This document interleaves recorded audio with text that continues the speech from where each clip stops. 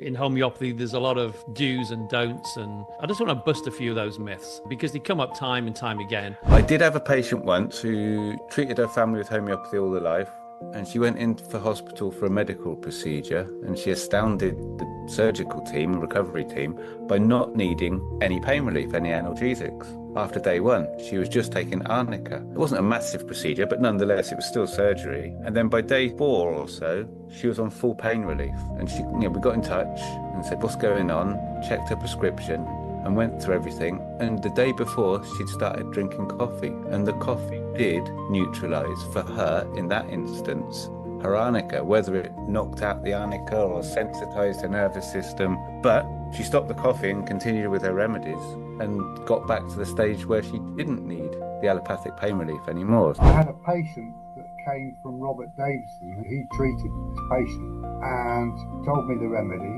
and it was Medorrhinum, and he'd given 30C and nothing had happened, and I was very proud and cocky, so I took the case. I thought, yeah, it is Medorrhinum, and I gave nothing had happened for Robert's prescription. Of course, that would have been on the machine. I gave a Medorrhinum 30 with properly medicated, and it worked fine. I think this always comes down to individuality. To me, this is welcome, Dion. Welcome, Mike. Great to have you here. And I was saying before we started recording that we did a sort of similar session about nearly 10 years ago now, where we sat in a room and we just talked about homeopathy and different things, aspects of homeopathy. It was like, a homeopathy chinwag, and it was great. And we were busting some myths around homeopathy. So I want to sort of do that again today because, as you're aware, in homeopathy, there's a lot of do's and don'ts. And I just want to bust a few of those myths because they come up time and time again. And they also come up particularly, I know, with students when I'm doing tutorials, and you probably experience it yourself in supervision or teaching.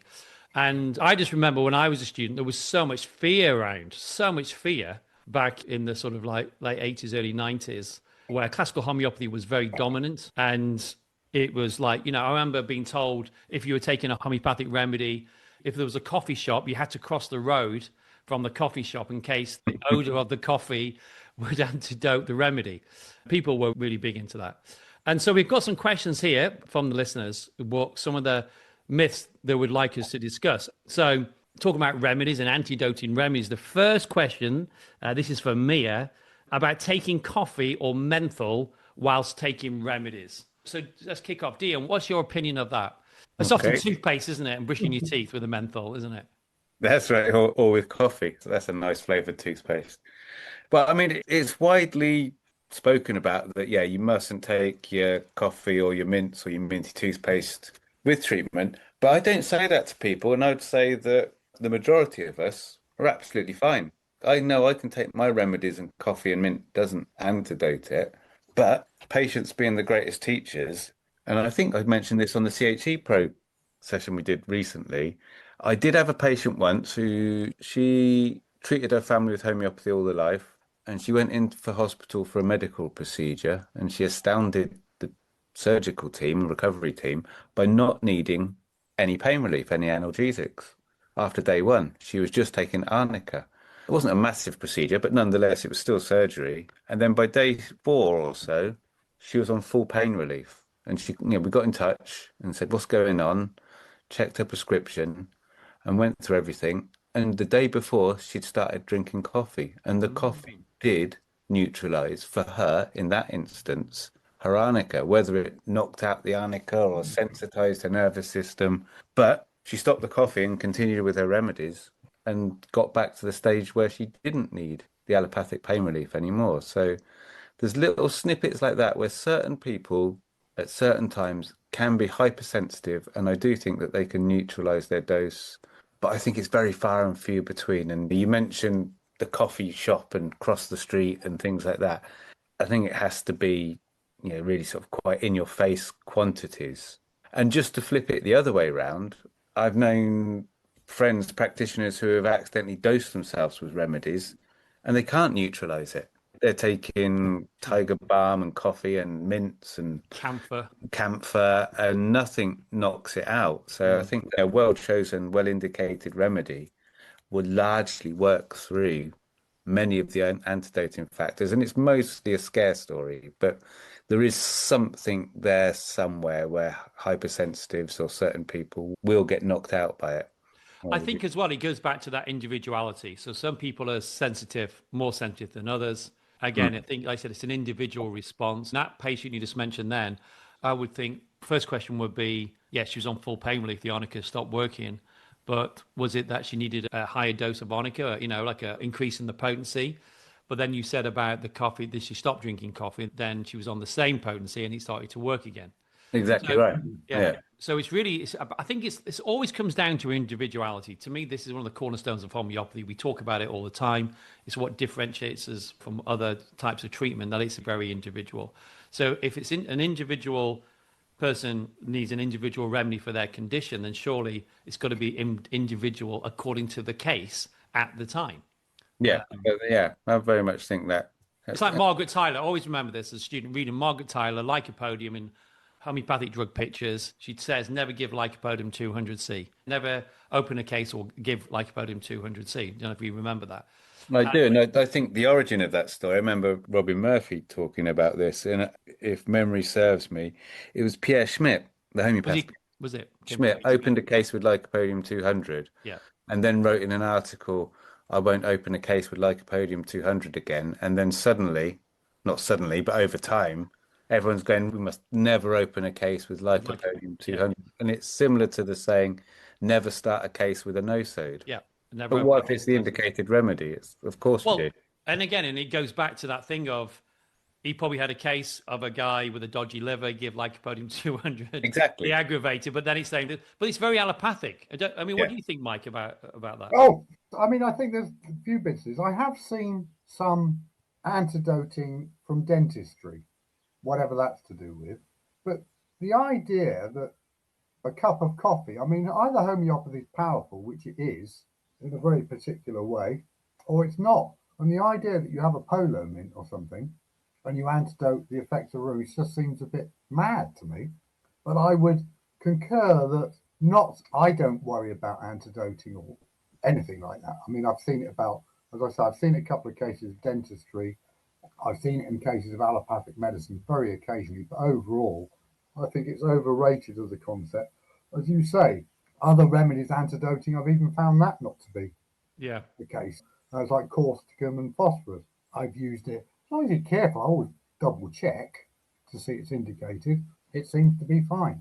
I think it's just it's a bit like having another rule of why the case isn't working for the practitioner, and the practitioner goes, have you had any mints or anything? Because they're desperate to find out why it's not working, probably because of a neoclassical background or something, where the remedy should undoubtedly work.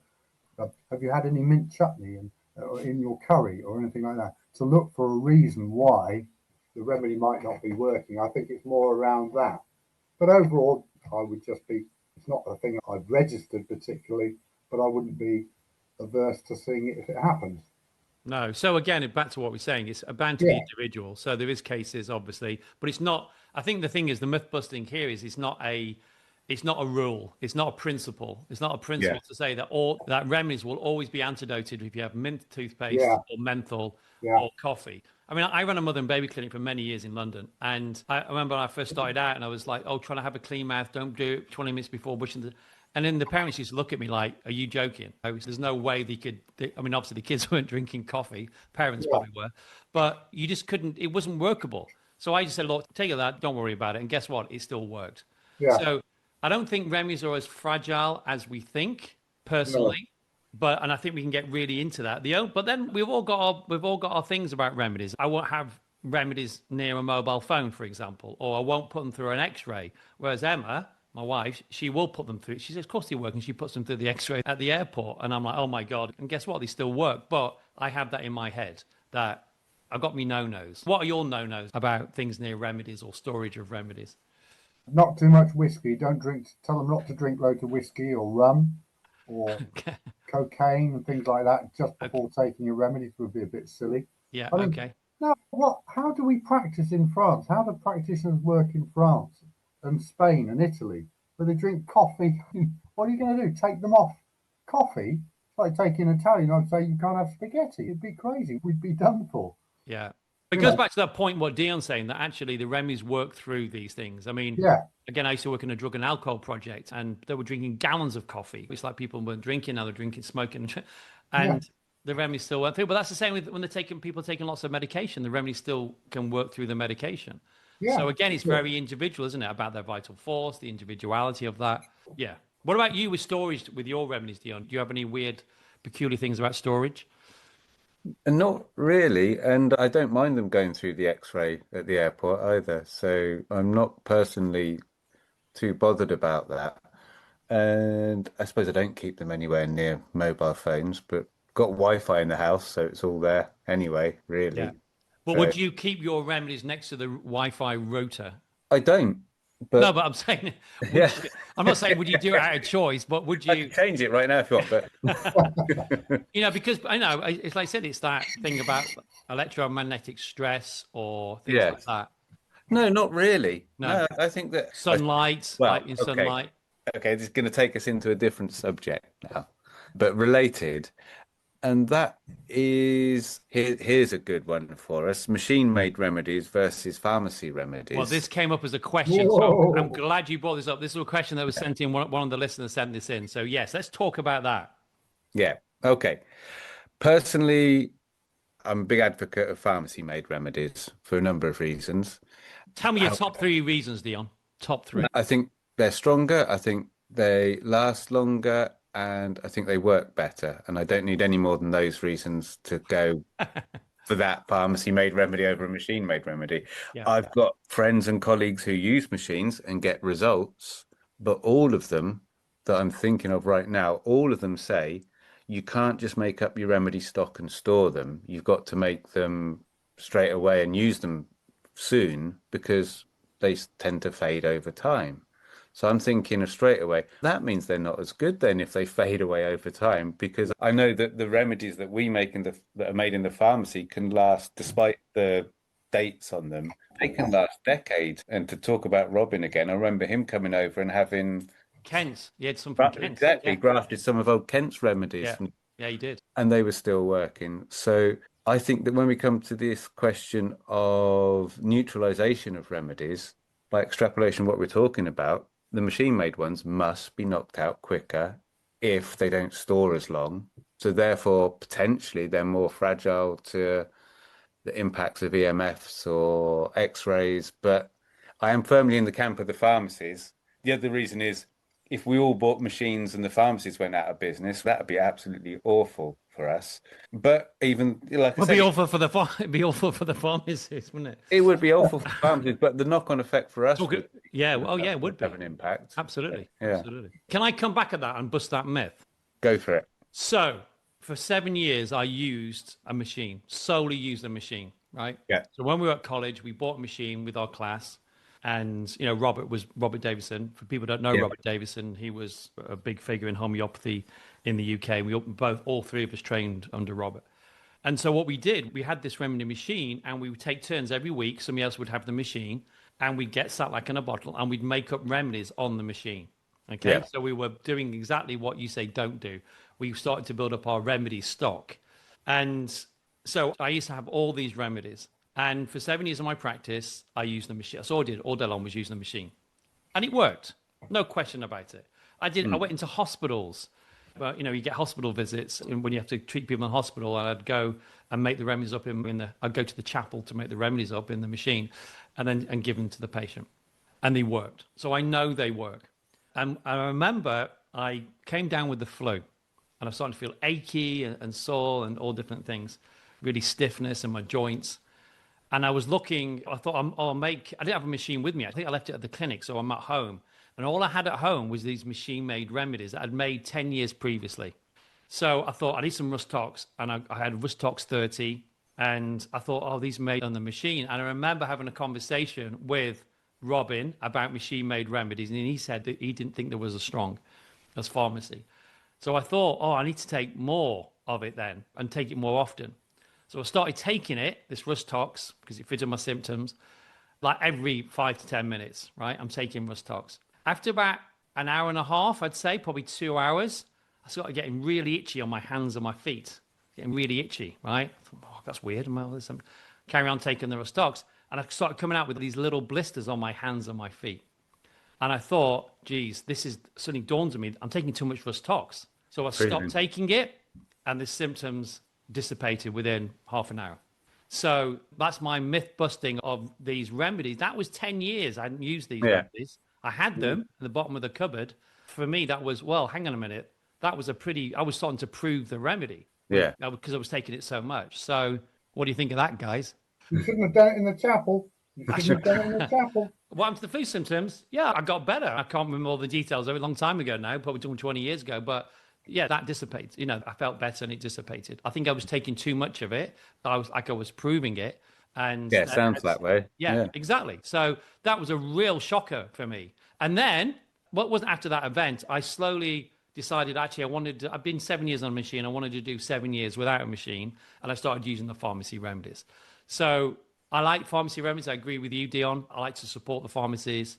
I like doing dispensing. I love that. I know some people just order direct, but I like dispensing it. And I like my little IKEA drawers with all my remedies in there, my stock bottles. So I'm with you on that side. I like to use it. However, I would not be averse to using a machine if I needed to. Yeah, I have used the machines with the Traveling Homeopath Collective. I've used the machines at festivals, and I've seen people come back and come say that, thank you, that was really helpful. I've seen positive responses. I suppose the dividing line is that, rightly or wrongly, I have more confidence in the pharmacy-made remedies. So when I prescribe, I want to prescribe with the remedy I feel most confident in its preparation. Of course. So, yeah, I put my hands up and say, and like I said, I've got friends who use machines and swear by them, and I believe them.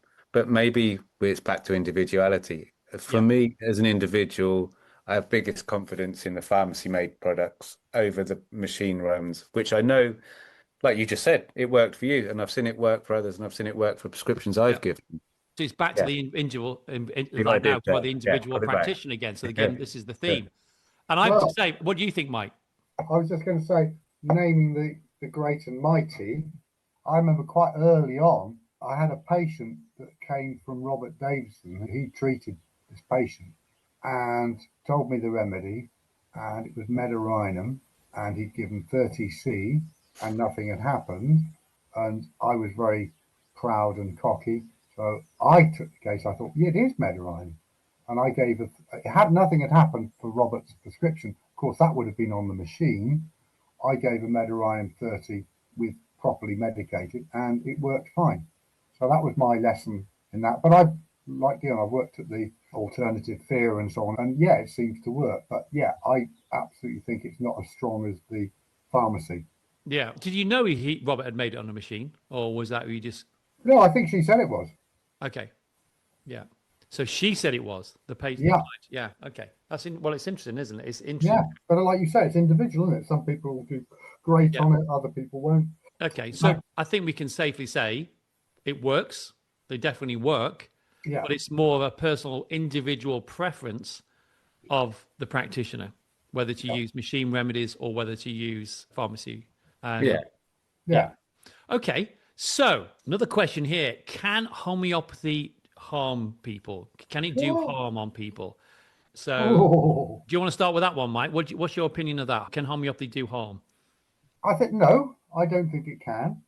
As you said earlier in your introduction thing, that you hear so many silly ideas, particularly from what I call neoclassical homeopaths, who call themselves classical. I don't think it is classical homeopathy anyway. But no, I don't. In my day, there was sort of Sheila Creasy would be talking about suppression and all this stuff. You think, how can it suppress? It doesn't make sense. It just doesn't make sense. So, in answer to your question, very simply, no, I don't think homeopathy can cause harm. Practitioners, of course, can. That's a slightly separate subject, but I think, bad practice, bad practitioners, not sticking to the guidelines, not sticking to the overall, not rules, because I don't think we have rules, but we have principles. We have principles, exactly. Yeah. So, of course, you can go out on a limb and you can cause problems for patients, of course. What do you think, Dion? I think that there's different effects that you get when you prescribe a remedy.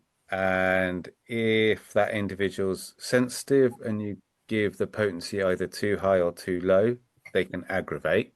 I think that you can prescribe out of the sequence of the evolution of remedies in the case and go too deep and blow out the top layer, which is one form of aggravation.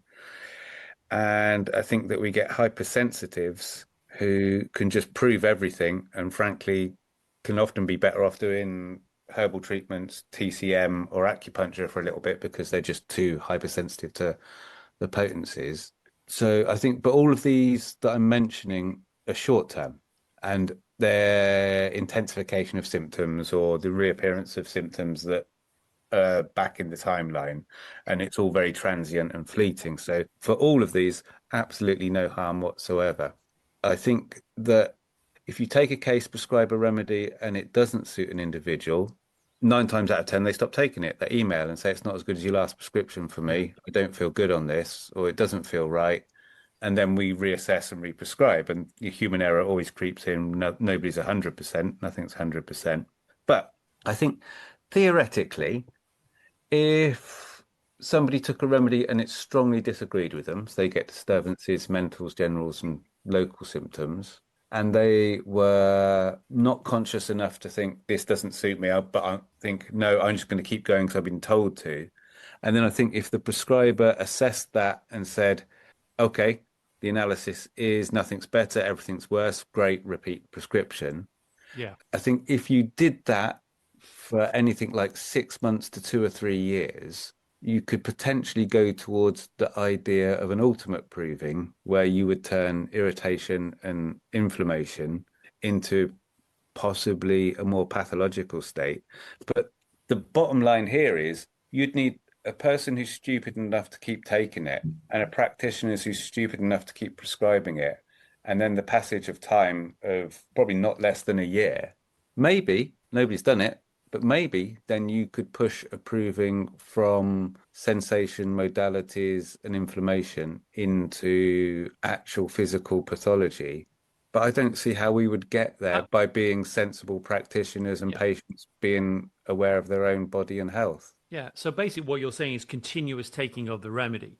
So I'm talking huge detriment. I'm talking the individual experiencing huge detriment in their symptoms and a practitioner dumb enough to say, this is exactly what we want, keep going. And then patient compliance to do that. Yeah. I think theoretically, if you did that for the 2 to 3 year mark, yeah, why not? Why couldn't mercury cause an ulcer or sulfur cause a skin eruption? In approving, but like when people are approving the remedy, you stop the remedy and it, like you said, it dissipates. When the symptoms appear, you stop the remedy and it's all done in, on average, 6 weeks to 3 months. Yeah. So, but I'm hypothesizing now. I'm thinking. Of course. Yeah. I've never seen that. I don't know whether you've seen that, Mike. Have you ever seen that? No. Because like you said, it doesn't really happen. But again, like you said, you're sort of, it's the theory, it's theorizing, isn't it? That. Yeah. But going back to what Mike was saying and what you also mentioned at the start, the concept of homeopathy causing harm has been something that's been bandied around for many years and is used to instill fear and trepidation in students and practitioners alike, where I don't think it's at all justified. And I think we're talking that scenario spoken about where you'd need repeats of this for many years. Exactly. Rather than just a single pill and now you're doomed forever. Exactly. And that's sometimes, like I said, and fear is exactly that. I know, remember being, again, when we talked about the very beginning, where this fear was I go to these tutorials and this fear was, oh my God, if you give that one remedy, it's going to change. That's it. It's going to change that person's life forever and all this stuff. It was all because people get to homeopathy because they think it's nice and natural and safe. And then you're told all this fear stuff. And it is fear, as you said. But I mean, look, between all three of us, Mike, how long have you been practicing for, Mike? Oh, too long. How long? I suppose coming on 40 years or something? Yeah, 40 odd years, 30 odd years, Dion, with you, yeah? 92. Yeah, so that's 30 odd years for me. You're talking here, what? That's 100 years. 100 years. Yeah. And between three of us in your clinical practice, have you ever seen that? No. Or what Dion was talking about? No, not at all. I've never seen it. What your theory of what you suggested. So we haven't seen it happen, but what you talked about, Dion, and I agree, what can happen is with the remedy is that you can go too deep too soon. This is in chronic cases particularly, too deep too soon. Yeah. It's not in the order. We're not following in the order of sequence of events and can cause an aggravation. a potency issue. Again, it's like overstimulating, but you stop the remedy and it dissipates. So my belief is fundamentally, and I stand on this, and nail my colours to the mast, homeopathy works with the body, not against the body. Yeah. And I think I'm mindful, but my big thing, my little forte really is all this stuff about aggravations, which always used to be skin in the early days. You could aggravate the skin. That was they don't treat skin symptoms. People actually spoke like that. Well-known homeopaths wandering around now used to talk like that. You just think, don't treat skin. It's just madness. So there's all that stuff coming. But even, of course, aggravation is part of homeopathy thinking in that things can get worse. But there's a lot you can do about it. And I think as a profession, we just haven't got that language clear about what you can do and how you deal with aggravations and all that sort of thing. So, but that's patient management. It's knowing remedy reaction. Again, exactly. Yeah. What we do, we follow the patient. We follow their vital force. The vital force will always tell us what to do. Yeah. Won't it? And it's like, we got to follow. Why is it? Okay, what's happening now? Okay, this is the remedy react. Okay, we may need to reduce the frequency, or we need to change the potency. And I still stand by this. I don't care how long you've been practicing for. If you treat somebody for the first time and you give them a remedy, you don't know what is going to be. You have an idea, but you can't, because you don't know their vital force. Do you? It's like, how can you know it until you start treating that vital force? As long as you know what to do if things don't go the way you'd love them to be, the sort of perfect minimum and the patient's feed, but it hardly ever happens. As long as you know how to handle and, as you say, manage the case, then you're going to be okay. Well, it's a combination of all those things, isn't it? Yeah. Anything else to say on that myth? We're going to bust that one. Busted. I need a sound effects machine. Busted. Yeah, broken glass. Yeah, or something like that. Anyway, another question here. You can only take one remedy at a time. Oh my God, the shocking questions. What do we think there? Mike, you start. One remedy at a time. Well, it's always best to, for really simple reasons. You've got to manage the case. You need to know what's going to happen.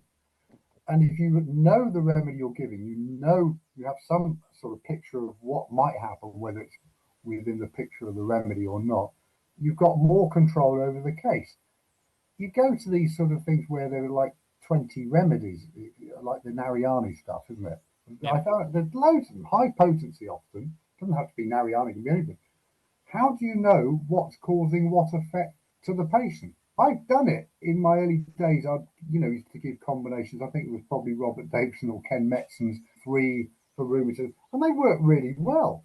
And I think I have no problem with that as long as it works really well. It's when things aren't going in the right way that we just talked about earlier. How do you know what's doing what? You give them 10 remedies, all high potency. You have no idea of how they're working together. I think it's a bit crazy. So for me, it's like the less remedies, if you like, the more understanding you have of what will happen if the unexpected happens. Yeah, I mean, I'm in agreement. I think it's all, again, back to the individual case, whether it's an acute case, whether it's a chronic case, it's all individual, isn't it? I'm not against combination remedies, because a lot of time people get into homeopathy through combination remedies like hay fever, the teething, things like that. However, the caveat to that is it's okay, you're taking it and it's working, it's great, and then it stops working. And I think it's not the combination, it's one of those remedies is helping, but you don't know which remedy it is. So you can't change the potency. You can't, today you're a bit stuck. Yeah. So again, from a learning perspective, especially like for people listening who are home prescribers and prescribing at home for acutes and things like that, it's really good I feel, to learn giving a remedy and seeing the remedy reaction, because that's how you learn these remedies. That's what I think. And absolutely. I think but again, in chronic cases, particularly, and I know Dion will have something to say about this as well, you give the indicated remedy, but they may need an organ support for the liver, for example. Yeah. So you may need to do that, or you may need to give a orthopathic prescription at the same time giving the indicated remedy, or you may need to give a miasmatic NoSed as an intercurrent as well as the indicated remedy. Yeah. So I think it's very individual, but I agree, if you're throwing everything together, I think there's circumstances for all those situations. If that's all I've got, like War Mix, I've used War Mix a lot, really great. And I'm talking about really serious situations, people in hospital with sepsis and things like that. It works. There's no question about it. But would it be my first? I'm always looking for the remedy, personally. I'm always looking for the indicated remedy. If I can't see it for whatever reason, then I will use what's in my toolbox. Yeah. Dion, what do you think? I think that everything has its time and its place, and I think that we can easily talk about scenarios, end of life or multiple lesions, pathic polypharmacy, where okay, this is not a one remedy case. And for me in clinic, if there's a hybrid complex case and it's treated over the years, the idea is to refine it and get it back to that simple constitutional classical, but that's the destination. That might not be where we start out, but that is the best learning experience when you can give one remedy and then assess that remedy reaction. Like you, the Narayanis and the Banerjee protocols encounter people who've used them and used them successfully on themselves or prescribed them. I would say that when the practitioners of homeopathy lean into polypharmacy and protocols, it can be quite a quick step into being clinically applicable. But as soon as that doesn't work, they're floundering if they haven't put the work in, because the truth is there's no shortcut with Materia Medica. There's just hard study and clinical experience. And you can get good results with polypharmacy and the protocols, but you don't substantiate or consolidate your Materia Medica learning like you do when you study one remedy and give one remedy. So end of the day, it's all good. Use it appropriately for each individual. But I don't think that you started off by saying 2 remedies. Our history from Hahnemann up to now was Hahnemann was a miasmatic therapeutic prescriber with very often a lesion therapeutic remedy in the morning and then more of a miasmatic prescription using the polycrest, but also the forerunners to the No-Nos in the afternoon. And he did that for a large part of his clinical life. Of course, James Compton Burnett, but then it's part of what we use. Exactly. And again, back to what we're saying, it's like, I think each has its place, but again, it's about discrimination, isn't it? It's about learning when to do that and the most appropriate time. And I agree, and that's my point. I think especially when you're studying homeopathy, that you want to really learn Materia Medica and what these remedies do. And like you said, it can be a quick fix, and sometimes we need that, or a quick, I don't know, it's clinically it's needed at that point. But I think and I don't know whether you both agree, but when you're treating very sick people, often their vital force is very fragmented. And like I said, you can't see really that clearly. But the healthier they get, well, more back into a state of health, and the clearer the remedy picture is. And like I said, the ultimate state really is to see what they are, the constitutional remedy or whatever that is. So it's wherever, again, very individual. Where is their vital force? Yeah. Again, all we need to do is follow the vital force. Anything else on that? Anything else you want to add to that, guys? I think we're all in agreement there, I think, really. Yeah. I think we are. Yeah. Okay, there's a question here about potency. Now, I'm glad this has come up. So the question is, should you only use a specific potency at all times? And I hear this a lot from very well renowned homeopaths and people out there saying, oh, never use a 200C. And we mentioned about Margaret Tyler and came from Pierce Smith, but this thing about never give it in that potency, never do that and that. But to me, that doesn't make sense. No. All right? It just doesn't make sense. It's about the potency is about, again, the person's vital force. It's like, that's what we're trying to match, aren't we? So if we talk about 30C is this and 200C is that and 1M's this and then we're almost like it's allopathic. Yeah. It's saying the key to the Ferrari is as powerful as the Ferrari, but it's not, is it? The remy's a key to a lock. It turns the key, turns the ignition, the power's in the engine, like the vital force. So what's your thoughts on that about potency? Dion, we'll go to you first. Well, I think the potency it's ideal to try and match the potency to the vitality. Is this a 10M case or is this a 6C case? And that depends on that individual at that point in time. But then it's complicated further by not everybody reacts uniform to a 10M being high or a 6 being low, because there's people who flip that around and do it the exact opposite. Exactly, yeah. And something that I try and catch myself for and put into teaching in particular is whenever I hear the words never and always, thinking, you're not individualizing now. Yeah. As soon as you tell Well, me never, and as soon as you tell me always, yeah, then I'm now alert and thinking, okay, that's an anecdotal story. That's one person at one point in time. We've lost the individuality because now you're telling me a rule that I must never do this or always do that.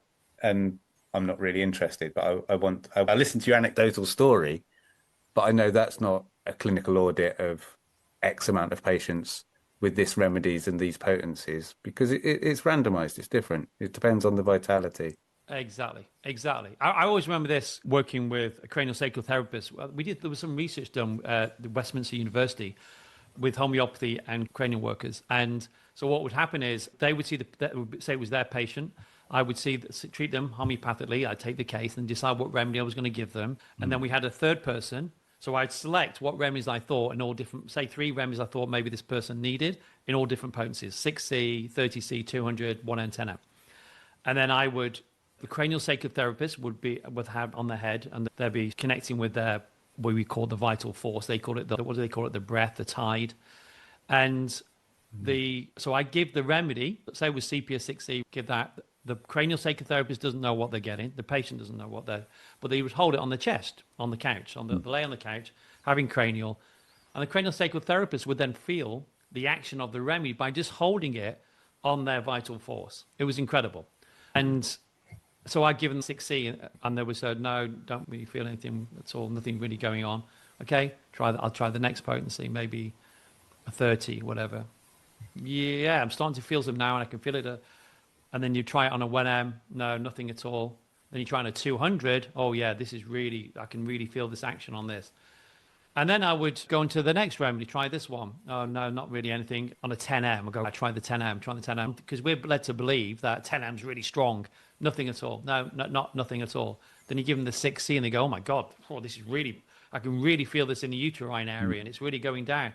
And then I'll try to trick them and give them the 10M again, and they go, no, nothing.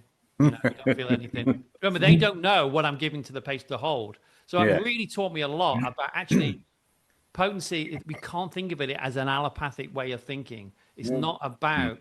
I remember Robert's been mentioned a lot on today's, but I always remember Robert saying that homeopathic remedy is just a bottle of white pills. The reason for giving it makes it homeopathic, and that's what we tend to forget, don't we? It's the reason for giving it. That's what's making it homeopathic. Mike, what do you think? I agree entirely. The number of times I generally follow the sort of format that I was taught for prescribing: pathology, lower potency, all the rest of it, high mentals, higher potency for mentals, all that's in my sort of thinking, and I've always done that. But the number of times you've gone to your remedy kit or your case, looked for the remedy, you hadn't got it in the potency you thought you wanted to give, and gave something all you've got and give it, and it works absolutely fine. I can think of loads of cases like that. Yeah. So I think the important thing is the remedy, really. Always. The selection of the remedy. I'm not too worried about potency. I'm sorry, I thought you were carbo veg. I was going to give you a 10M just before you died, but unfortunately I've only got a 6C. It just doesn't make sense.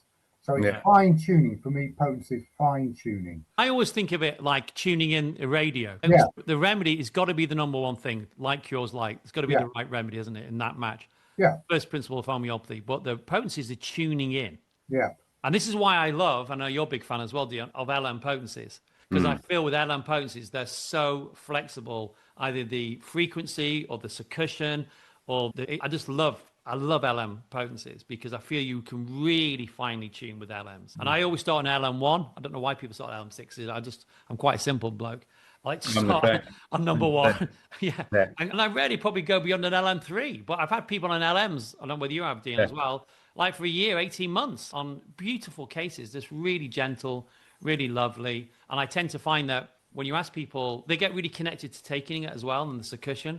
And I also find with people, they'll come back and say, oh, how are you on the remedy? Oh, I really haven't felt like taking it for the past couple of weeks. And often that I know it's an indication that we've come to the end of that. End of that LM. So, what's your opinion, Dion? What's your opinion of? I think that in the vast majority of our cases, the right remedy will work regardless of what potency you choose. There are individual cases where that's not quite right, and there is a Goldilocks zone of optimum potency, but we're talking 95% people, you got the remedy right, it's working in the potency, and then it's back to that fine tuning.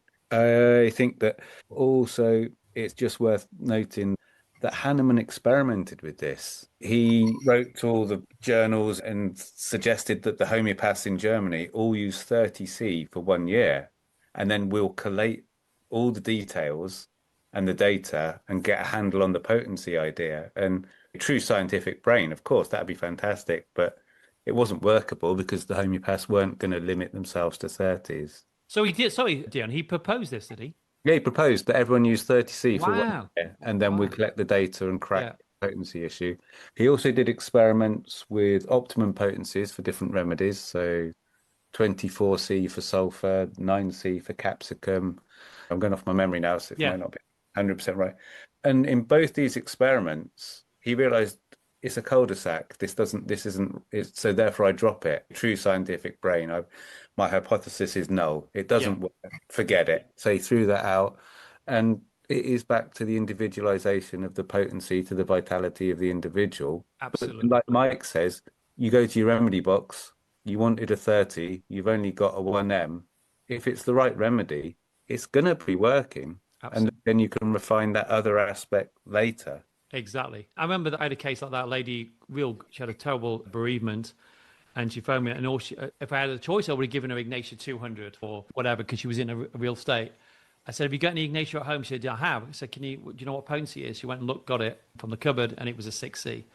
So that's all I've got. I said, "Take that, take it every couple of hours, and let me know how you are tomorrow." And she texted me within 2 or 3 hours saying, "Oh my God, I really feel it's had an effect," and blah, blah, blah. Like you're saying, it's always about the remedy first. The remedy is everything. The potency, tune it in. Whatever you've got, use it in an emergency situation like that. But obviously, we like to fine tune it. And we do that in practice, don't we? The patient comes back, they have a reaction, maybe, or they phone you, okay, all this mucus and snot's coming out, have taken the remedy. Okay, another question here is, to use homeopathy safely, you need to absolutely have an expert homeopath consult, or else you may cause grave aggravations or muddle the case. Oh, man. Dion, over to you first. Yeah, we're rehashing some of the information from earlier again, really. I think, because we're talking about, there's potential for aggravations. Yes, there's the potential for going too high or out of sequence with our remedies. But the essence of the statement, I actually agree with, because if you have got a complex case and you've got somebody who's trained for years in homeopathy, they're going to be much better at unraveling that and following it through, as opposed to somebody who's done a few months and used to throwing in some combination mixes, which generally they're hitting lesions or therapeutics, not exclusively. But what happens if there's another lesion layer or something else becomes activated or an etiology occurs between an appointment and you haven't got the protocol to deal with that? Exactly. You know what I mean? So, we can have superficial effects and we can have very deep, profound effects. And the complex long-term treatment of a case history uses both of those at different times where appropriate. And bottom line, you do need to be trained to know what you're doing to be able to unravel these cases if it's long and complex and hybrid, is my opinion. Yeah, I always say that for acute prescribing, home prescribing, I'm a big fan of that. People using homeopathy at home. Yes, absolutely. But once you start getting into the more chronic cases, then I think you do need to see a homeopath because, like you said, cases, especially chronic cases, can be quite complex. They could be, allopathic medications in that. And I think the worst thing that can happen, and we say this to students, don't we? Like when they're first learning, just be careful taking on cases that require, like you said, more of an expert opinion, where you can be more objective as well as a practice with it clinical experience, and you can see the case in its totality. So, like often I'll do home prescriber Q&A sessions, and people say, "What remedy can you give for diabetes? What remedy can you give for asthma, eczema, and what?" And it's again allopathic thinking. There's not just one remedy for that. It's more complex than that, and it's like we have to unwind the case, especially in chronic diseases. And I always say to people when they come see me with a chronic disease, and I don't know whether you guys do the same. After the first consultation, I'll often say to people, Say they've come in with eczema and they've had eczema for 12 years. I said, look, this, for every year you've had it, could take a month to clear. So we're talking about 12 months here, especially if they've had medication and suppression going on. It could take 12 months, okay? However, let's review after 3 months and see how we're getting on. Because I normally know within 3 months, I'm going to see some kind of shift within 3 months. So I think sometimes you need to, and again, I think what that does, it sets your stall out, and it's about managing expectations that chronic disease, it's not an event, is it? It's often a process. And it's the same going backwards. You need to unwind it in order to restore health and vitality. Yeah, exactly. It's one thing to remove symptoms, but then after that, it's why are the symptoms there in the first place? What's the predisposition, susceptibility? And exactly. Miasmatic activity or whatever it is. Exactly. Mike, what do you think? Yeah, no, you said it all. I agree. You concur. Come on, Mike. Absolutely. Absolutely. Yeah. I think as well, especially for students studying homeopathy, I think, like I said, it can really knock the confidence if they're taking on cases that are actually more complex, because like you said, you haven't got the experience about remedy reaction or really case management, isn't it? It's case management. Well, also, often you start up treating family. Yeah. It's really hard to do that. I'm not saying it's impossible. Very difficult because you get involved in all sorts of stuff you wouldn't normally as a practitioner. You haven't got the separation you have as a practitioner. So, yeah, got to be quite careful with that. Yeah. Yeah. Well, and also I see this in acute prescribing with people. It's like with remedies, if that remedy hasn't worked in 1 minute, 34 seconds, they're on to the next remedy.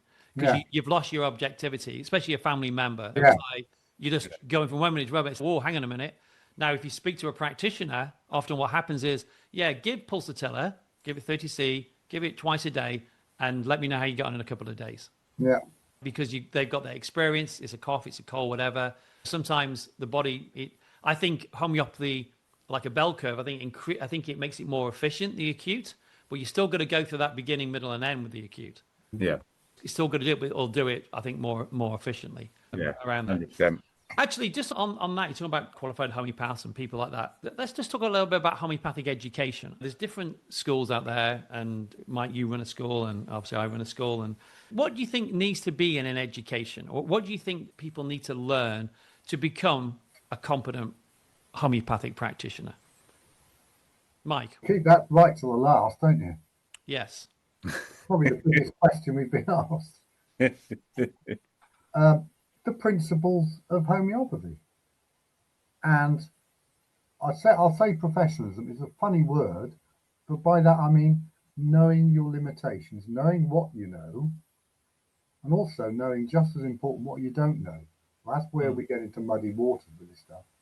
And knowing what you need to know.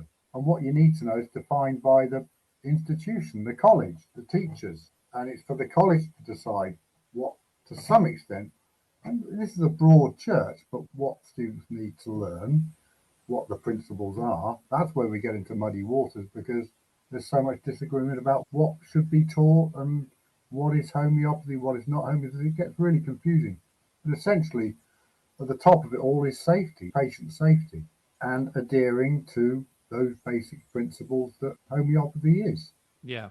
Which isn't difficult to teach, No. And also taking the fear out of it. This has come up a few times in what we've talked about. Once you see fear creeping in, you've got teachers who aren't experienced, almost certainly, because as you get through, I've been terrified in practice in the early days, as we all have, the things that happen. You don't have to learn through them. Yeah. We've all, I think the three of us are saying, with all our experience, we've not been frightened. Once fear creeps in, then you start making wrong decisions. It goes wrong.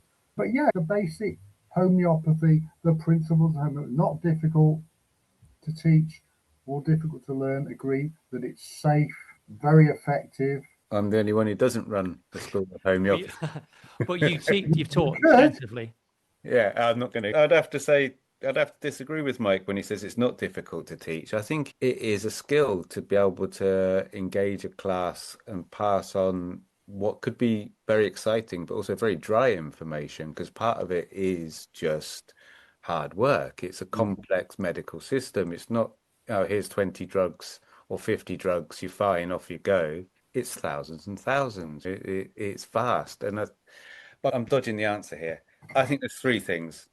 You need your AMP and pathology. You need your materia medica, and in that I include the repertory.